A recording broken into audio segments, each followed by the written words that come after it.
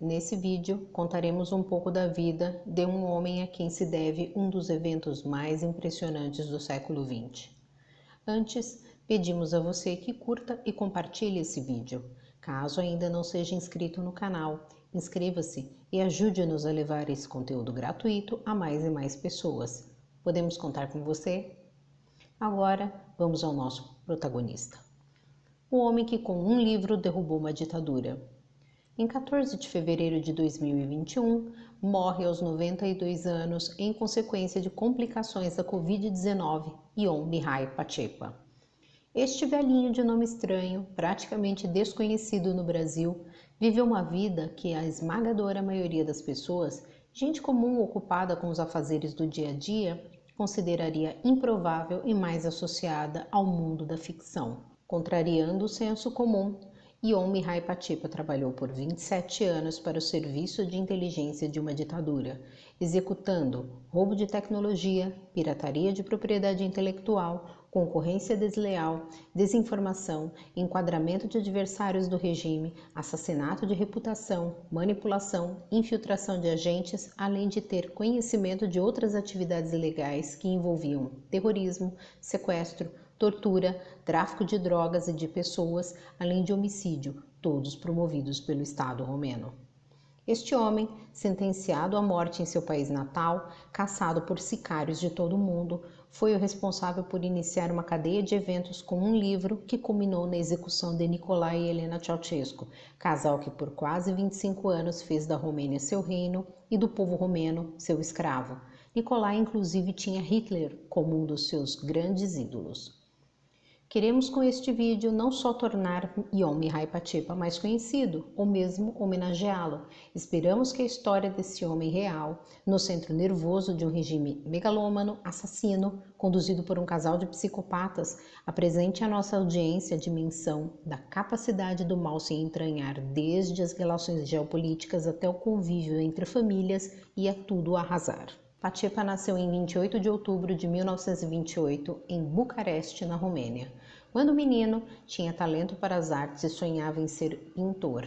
No colégio, seu amor pelo desenho encontrou um lugar no jornal da escola, o Arisiu, porco-espinho em romeno, onde publicava desenhos satíricos. Mas seu pai, que não tinha frequentado a universidade porque precisou ajudar a criar 7 irmãos mais novos, quis que o filho se tornasse engenheiro. O jovem Mihai desenvolveu uma incrível capacidade de memorização por imposição do pai, que o obrigava desde pequeno a memorizar uma página da lista telefônica por dia. Reconhece que essa habilidade lhe foi muito útil anos depois da universidade, bem como na inteligência romena, quando tinha de decorar o conteúdo de muitos arquivos secretos. Essa memória prodigiosa também foi razão de infortúnio para a ditadura romena, como veremos mais à frente. Pachepa ingressa no Instituto Politécnico de Bucareste no verão de 1947. Sua intenção era concluir o curso de engenharia química e mudar-se para os Estados Unidos, sonho de toda a vida de seu pai, que foi gerente de serviços de uma afiliada da General Motors na Romênia e, graças a essa associação profissional, tinha respeito e admiração pelos americanos. Após expulsar os nazistas em 1944, o Reino da Romênia passou a ser governado por uma coalizão que continha alguns membros comunistas. Em dezembro, os comunistas declaram a monarquia abolida, forçam o rei Miguel I a abdicar e o expulsam do país. Essa história é simplesmente nojenta, fruto de uma operação de enquadramento que foi replicada a mando da inteligência soviética em outros países da Europa Central após o fim da Segunda Guerra Mundial, merece sozinho um vídeo à parte.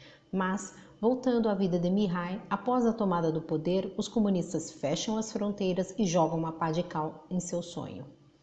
Em janeiro de 1951, quando a primeira leva de engenheiros e economistas sob o regime estava em vias de se formar, Mihai é selecionado pelo governo para trabalhar no serviço de inteligência.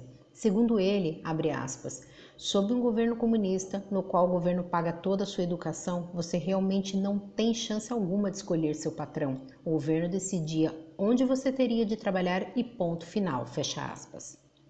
A Securitate, polícia política do regime e parte do aparato de inteligência, havia sido criada em 1948 e era cheia de trabalhadores braçais com pouca instrução, embora fossem todos comunistas e leais ao partido. Visto como um menino prodígio graças à sua educação de alto nível iniciada ainda na infância, Mihai rapidamente subiu na hierarquia. Ele recorda que o pai fez um esforço enorme para dar-lhe uma educação de primeira linha e investia todos os recursos da família nisso. Tanto é que aos 9 anos tocava Beethoven no violino e aos 16 palestrava sobre a obra Em Busca do Tempo Perdido de Marcel Proust. Em 1955, tornou-se chefe do serviço da 4ª Direção de Contra-Espionagem. Em janeiro de 1956, chefe da Residência de Espionagem. Foi primeiro vice-diretor do DIE, Departamento de Informações Externas, entre 1966 e 1972. Adiante, é nomeado assessor de Ceausescu para Segurança e Desenvolvimento Tecnológico, cargo que ocupou de 1972 a julho de 78. Em agosto de 1974, foi promovido ao posto de tenente-general 2 estrelas. Também acumulou o cargo de chefe da Casa Presidencial da Romênia, que no Brasil equivale a ser ministro-chefe da Casa Civil. Paralelamente, foi secretário de Estado do Ministério do Interior. Patipa conta que este era um cargo de fachada para encobrir suas atividades clandestinas no DIE. Enquanto atuou na inteligência romena, Mihai planejou e executou atividades moralmente repugnantes, como o roubo de chips e semicondutores da Texas Instruments para a fabricação de armas, a serem vendidas a outras ditaduras, operações de cooptação de agentes em embaixadas ocidentais através de chantagem, o financiamento de ex-oficiais nazistas para projetarem armas militares, apenas para citar algumas. Mihai afirma que tinha conflitos de consciência, mas ia levando. Reconhecia uma certa covardia de sua parte. Conformava-se com o fato de nunca terem lhe ordenado executar o assassinato de alguém. Ele conta que desde sua admissão na Securitate havia jurado para si mesmo que evitaria de todas as formas envolver-se em operações que tivessem esse fim. Enquanto o general Nicolae Doicaru era responsável pelo sequestro e assassinato de adversários políticos, Mihai esteve a salvo dessa situação limite. Eis que em 22 de julho de 1978, Ceausescu ordena que Mihai mate Noel Bernard, diretor da Rádio Europa Livre, que por muitos anos fez denúncias contra o casal Ceausescu. Além de assassinar Bernard, Ceausescu mandou explodir a sede da rádio em Munique, na Alemanha. Ali, Patipa, aos 49 anos, decide que era chegado o momento de desertar. Em 23 de julho de 1978, passa a noite com a filha de então 24 anos, Dana, discutindo os planos da jovem para o futuro. Ela havia acabado de se formar, tinha um bom emprego, estava noiva. Na manhã seguinte, ela o leva até o aeroporto. De lá, Patipa viaja para a Alemanha Ocidental com a missão de entregar uma mensagem de Nicolae Ceausescu a Helmut Schmidt, chanceler alemão. Tratava-se de um recado de Leonid Brezhnev, ditador da União Soviética, que desejava roubar tecnologia de aviação militar através de um projeto da empresa alemã Fokker. Mihai cumpre sua tarefa e agenda oficial de compromissos como se nada tivesse acontecendo. A seguir, pede asilo político ao governo dos Estados Unidos na Embaixada Americana em Bonn. Em 28 de julho, um avião militar americano o traz a Washington. Patipa telefona para a filha uma noite antes de ser levado aos Estados Unidos e, temendo que qualquer coisa que revelasse durante sua chamada pudesse colocá-la em perigo, limitou-se a dizer que chegaria tarde. Quando Dana perguntou-lhe o quão tarde, tudo que Mihai pôde dizer a ela foi: "Eu não sei". Vale comentar que a Romênia naquela época tinha cerca de 22 milhões de habitantes e 10 milhões de microfones ativos escondidos para captar conversas privadas. Em um estado policial, a privacidade não passa de um conceito. Na realidade, simplesmente ela não existe. O casal Ceausescu mandava grampear a tudo e todos, inclusive os próprios filhos. Após chegar aos Estados Unidos, Mihai escreve uma carta para a filha que foi lida na Rádio Europa Livre. Segue o trecho em que ele explica a Dana a razão de sua súbita partida. Aspas. Ao longo de 20 anos vivi a desgraça de me envolver no roubo de informações tecnológicas do Ocidente, que, junto à democracia e liberdade, são suas maiores fontes de respeito e orgulho. Eu me envolver em roubo, mas deram um jeito de não me envolver em assassinato. Em 1978, recebi a ordem de organizar o assassinato de Noel Bernard, o diretor do programa romeno na Rádio Europa Livre, o qual com seus comentários deixara Ceausescu irado. Era o último mês de julho, quando eu recebi essa ordem e finalmente tive de decidir entre ser um bom pai e ser um criminoso político. Conhecendo-a como eu conheço, Dana, tive a firme convicção de que você preferiria ter pai nenhum a ter um que fosse assassino. Bem, levou 12 anos para que pai e filha pudessem estar juntos outra vez. Ao saber de sua deserção, Ceausescu tem um colapso nervoso. Sabia que a memória extraordinária de Pachepa valia não apenas para documentos, mas também para rostos. Isso o obrigou a desmontar praticamente todo o aparato de espionagem estrangeira, uma vez que Pachepa assinou pessoalmente cada carteira de identidade com foto dos membros do Serviço de Inteligência Estrangeira da Romênia. Logo, era capaz de identificá-los um a um. O governo romeno o condenou a 2 sentenças de morte e ofereceu uma recompensa de $2 milhões pela cabeça de Mihai, quantia a qual se somou 1 milhão ofertado por Yasser Arafat e mais 1 milhão de Muammar Gaddafi. Carlos o Chacal foi um dos muitos a caçá-lo. Ceausescu chegou muito perto de encontrá-lo. O serviço de espionagem líbio cooptou 2 ex-agentes da CIA que tinham informações sobre o paradeiro de Pachepa. Descoberta a trama, o governo americano tratou rapidamente de dar-lhe uma nova identidade. Mihai acaba se casando nos Estados Unidos e, por influência da esposa, decide escrever Red Horizons, um livro de memórias sobre o período em que foi subordinado direto de Ceausescu. Tinha primeiramente o propósito de mostrar ao mundo a verdadeira face do repugnante ditador comunista, bem como obter a libertação da filha Dana e de seu marido, que após sua deserção foram constantemente aterrorizados e mantidos sob brutal e estrita vigilância pela polícia política. O livro é publicado em novembro de 1987. Até janeiro de 1988, quando a Rádio Europa Livre começou a transmitir trechos de Red Horizons na Romênia, o que o povo romeno sabia sobre Nicolae e Elena Ceausescu era limitado essencialmente à propaganda alimentada pela imprensa oficial.